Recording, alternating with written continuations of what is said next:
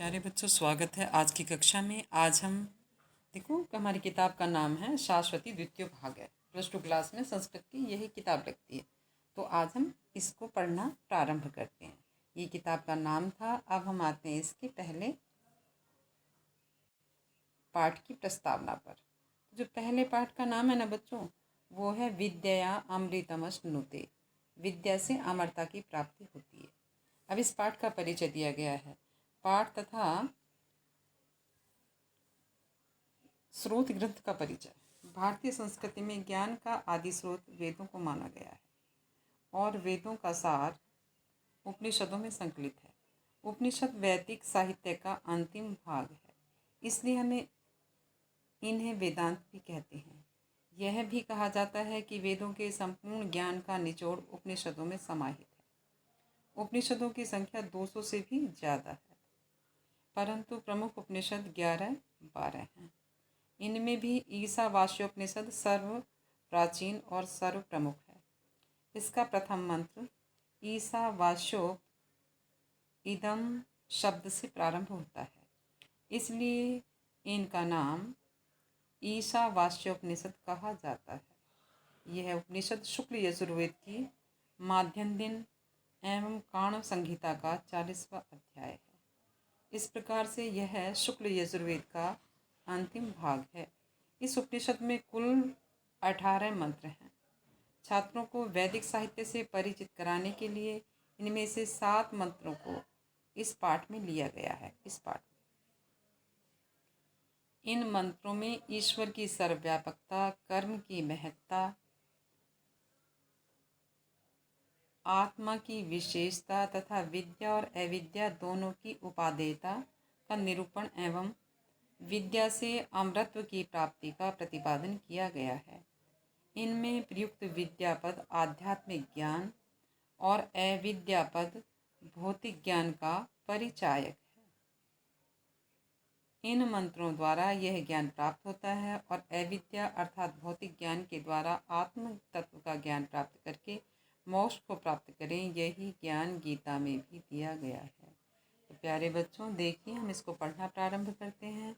इसका जो पहला श्लोक है वो इस प्रकार से है, आप देख रहे हैं। ईशावास्यमिदं सर्वं यत्किंचित् जगत्यां जगत् तेन त्यक्तेन भुंजिता माग्रधः कस्य स्विद धनम। उपनिषदकार इसमें कहते हैं कि ईशावास्यम इदम सर्वम यत्किंचित् जगत्याम जगत, इस संसार में जो कुछ भी है वह ईश्वर की सर्वव्यापकता से है, अर्थात संसार की प्रत्येक वस्तु में ईश्वर विद्यमान है। तेन त्यक्तेन भुंजिता, प्रत्येक वस्तु को त्याग पूर्वक भोगना चाहिए। माँ ग्रध कस्विद धनम, किसी भी धन का लालच नहीं करना चाहिए, क्योंकि ज्ञानियों ने कहा है कि तू मुट्ठी बांधे आएगा और हाथ पसारे जाएगा।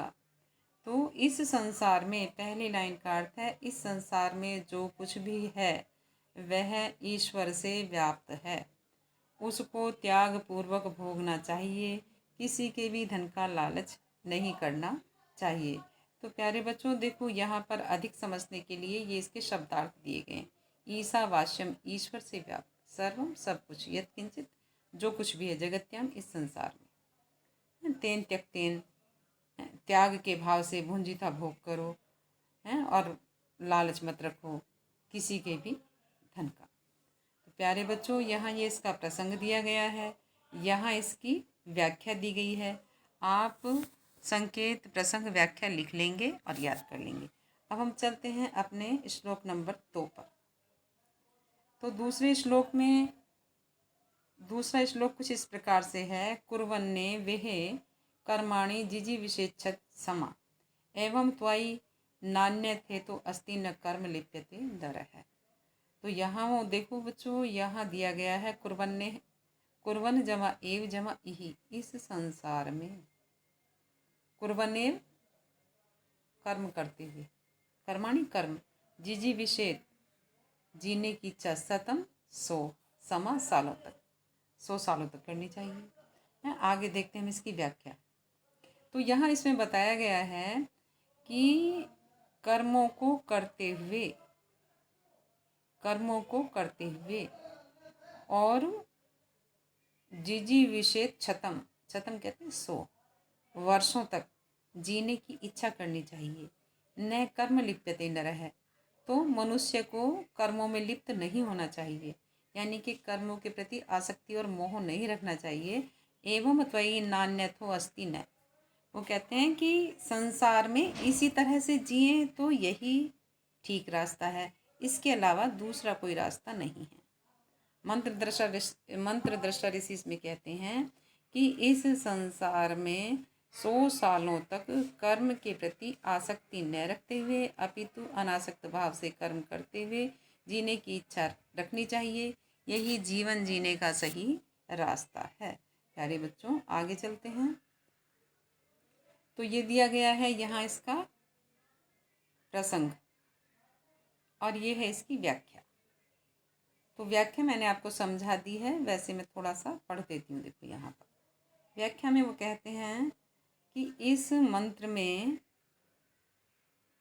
संसार के सभी मनुष्य से कहा गया है कि तुम सदैव कर्म करते हुए रहो और कर्म करते हुए 100 वर्ष तक जीने की इच्छा करो। सदैव संसार में सदैव कर्म करते हुए मनुष्य के कर्मों में आसक्ति नहीं होनी चाहिए, अर्थात कर्मों में लिप्त नहीं होना चाहिए। संसार में जीवन जीने का इसके अलावा दूसरा कोई रास्ता नहीं है। तो इस मंत्र में ऋषि संसार के मनुष्य को सदैव कर्मशील होने की प्रेरणा दे रहे हैं। तो बच्चों, इसमें हम आगे चलते हैं, तीसरा मंत्र पढ़ेंगे। तीसरा मंत्र कुछ इस प्रकार से है। ऐसुया नाम ते लोका अंधेन तमसा आवृत है, तांते प्रत्याभिगच्छन्ति ये के चात्म हनो जनः। ये मंत्र है। तो देखो यहाँ ये शब्दार्थ दिए गए हैं। ऐसूर्य, सूर्य के प्रकाश से रहित असुरों के, लोकः पातालादि लोक या नरक लोक आदि। अंधेर, अंधेरे से, अज्ञान से। तमसावृत है, तामसिंह अंधकार से, यानी कि अज्ञान से। आवृता, छाया हुआ या युक्त। तांते, वे सभी मनुष्य। प्रत्याभिगच्छन्ति, मृत्यु के बाद। अभिगच्छन्ति माने जाते हैं। ये कि जो कोई। चात्महनो, जो अपनी आत्मा का हनन करते हैं। तो प्यारे बच्चों, यहाँ इसमें वो कहते हैं कि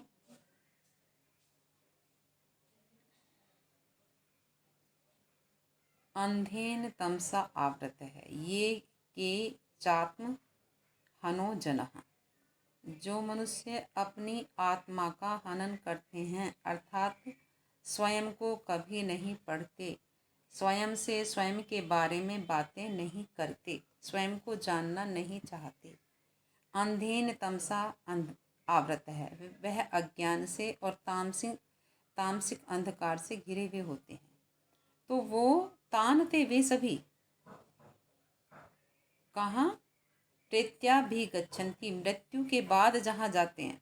तो ऐसूर्या, जिस लोक में सूर्य का प्रकाश नहीं है, उस नरक नाम के संसार में वह प्राणी जाते हैं। दोबारा से सुनिए। इसमें मंत्र दृष्टा ऋषि कहते हैं, देखो यहाँ थोड़ा सा आपको ये तो दिए गए हैं शब्दार्थ, ये प्रसंग कि यह श्लोक कक्षा 12 की संस्कृत की पाठ्य पुस्तक शाश्वती भाग 2 में संस्कृत पाठ विद्या अमृतम अश्नुते से लिया गया है। यह पाठ शुक्ल यजुर्वेद से संबंधित ईशावास्योपनिषद से लिया गया है। इस मंत्र में ऋषि ने बताया है कि आत्म तत्व का हनन करने वाले मनुष्यों को नरक में जाना पड़ता है। अब यहाँ जो लोग अपनी आत्मा की हत्या करते हैं, अर्थात आत्म तत्व को नहीं पहचानते, यानी कि कभी स्वयं से बातें नहीं करते, वे मरकर गहन तामसिक अंधकार से युक्त सूर्य के प्रकाश से रहित नरक लोक में जाते हैं। इसलिए हमें कभी भी आत्महत्या नहीं करनी चाहिए। मंत्र दृष्टा ऋषि के कहने का भाव यह है कि प्रत्येक आत्मा में परमात्मा का वास होता है। जो इस तथ्य को न जानकर केवल अपने शरीर के भरण पोषण में ही लगे रहते हैं, वे अज्ञान रूपी तामसिक अंधकार में रहते हैं, जो कि सूर्य के प्रकाश से रहित नरक लोक के समान है, जहाँ पर अज्ञानी मनुष्य मरने के बाद जाते हैं। तो प्यारे बच्चों, ये था हमारा आज का पठनीय विषय। इसके अतिरिक्त जो आगे के हैं वो हम आगे पढ़ेंगे। आप इसका संकेत, प्रसंग और व्याख्या लिख लेंगे और याद कर लेंगे।